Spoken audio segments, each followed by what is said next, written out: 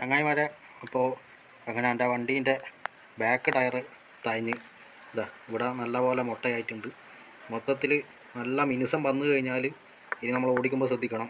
ഇന്നലെ നൈട്രജൻ നിറച്ചിട്ടേ ഉള്ളൂ. Nitrogen air എന്ന് വെച്ചാൽ ഒരു മാസം അങ്ങനെയൊക്കെ ഓടിച്ചിട്ട് നമുക്ക് പോവാം.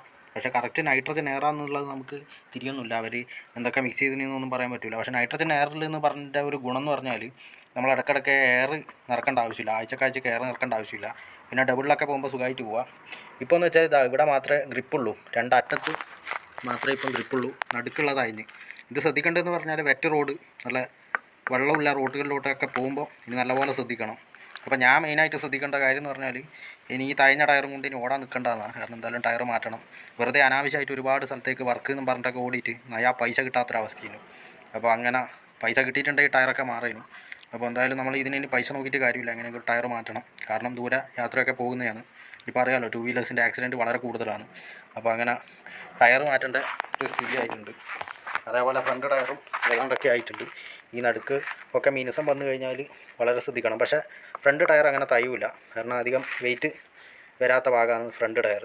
അപ്പോൾ ഈ ഗ്രിപ്പൊക്കെ ഉണ്ടെങ്കിൽ ഒരു ഭാഗം രക്ഷപ്പെടാം. പക്ഷേ എന്നാലും അലൈൻമെൻറ്റിൻ്റെ പ്രശ്നം ഉണ്ടെങ്കിൽ ഒരു ഭാഗം മാത്രം തയ്യുന്ന ഇഷ്യൂസ് ഉണ്ടെങ്കിൽ പ്രശ്നമാണ്. പക്ഷേ ഇതുവരെ അങ്ങനെ കണ്ടിട്ടില്ല. ഇടയ്ക്ക് കാണാം, ഇടയ്ക്ക് കുഴപ്പമില്ലാണ്ട് പോകുന്നുണ്ട്. അപ്പോൾ അങ്ങനെ നമ്മൾ ഈ ഫോർക്ക് കാര്യങ്ങളൊക്കെ മാറ്റി, ഈ ഷോക്ക് അബ്സോർബർ കാര്യങ്ങളൊക്കെ പുതിയത് മാറ്റി. എന്നിട്ടും വലിയ ഗുണമൊന്നുമില്ല. അപ്പോൾ അതിൻ്റെ റിസൾട്ട് പറയാൻ കൂടി വേണ്ടിയിട്ടാണ് ഞാൻ വീഡിയോയിൽ വന്നത്. ഇതൊക്കെയെന്ന് പറഞ്ഞാൽ ജാംബവാൻ്റെ കാലത്തുള്ള സസ്പെൻഷനൊക്കെ ആക്റ്റീവൊക്കെ മുമ്പേ വെച്ച് കൊടുത്തിട്ട് നമ്മളെ 5G തൊട്ടിട്ട് ഈ ഒരു ടെലിസ്കോപ്പിക് സസ്പെൻഷൻ ആണെങ്കിൽ വളരെ മികച്ച ഒരു പെർഫോമൻസ് കിട്ടുമായിരുന്നു. പക്ഷേ 6G മുതലാണ് ടെലിസ്കോപ്പിക് സസ്പെൻഷൻ വരാൻ തുടങ്ങിയത്. ഈ ഒരു സസ്പെൻഷൻ കൊണ്ട് ഒരു കാര്യമില്ല. കാരണം വെച്ചാൽ ഒരു ഒട്ട കംഫർട്ടില്ലാത്ത റൈഡിംഗ് ആണ് ഈ ഒരു ഷോക്ക് അബ്സോർബർ കൊണ്ട് വരുന്നത്. പഴയ നമ്മൾ ഓട്ടോറിക്ഷക്കെല്ലാം വരുന്ന സസ്പെൻഷൻ വെച്ചിട്ടാണ് ഇവർ ചെയ്തിട്ടുള്ളത്.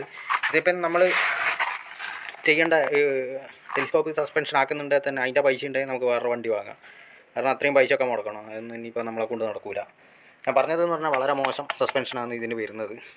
എൻ്റെ വണ്ടി ആയാലും ഏത് 4Gയും 5G ഒക്കെ ആണെങ്കിൽ തന്നെ ഇതേ പെർഫോമൻസേ കിട്ടും. ഈ ടയറിൻ്റെ അലൈൻമെൻറ്റും കാര്യങ്ങളൊക്കെ പ്രശ്നം വരും. അപ്പോൾ ഫ്രണ്ട് ടയർ ഒപ്പിച്ച് പോവാം. എന്നാലും ഇത് പാച്ചായതേനും നമ്മളിത് വെച്ച് അടച്ചിട്ടൊക്കെയാണ് ഈ വണ്ടി ഈ ടയർ വെച്ച് ഓടുന്നത്. വലിയ പ്രശ്നമൊന്നുമില്ല. നല്ലൊരു നൈട്രജൻ ഒപ്പിച്ചുകൊണ്ട് ഗുണമുണ്ട്. അങ്ങനെ പാച്ചാവുന്ന ഇഷ്യൂസും കാര്യങ്ങളൊന്നും അങ്ങനെ വരുന്നില്ല.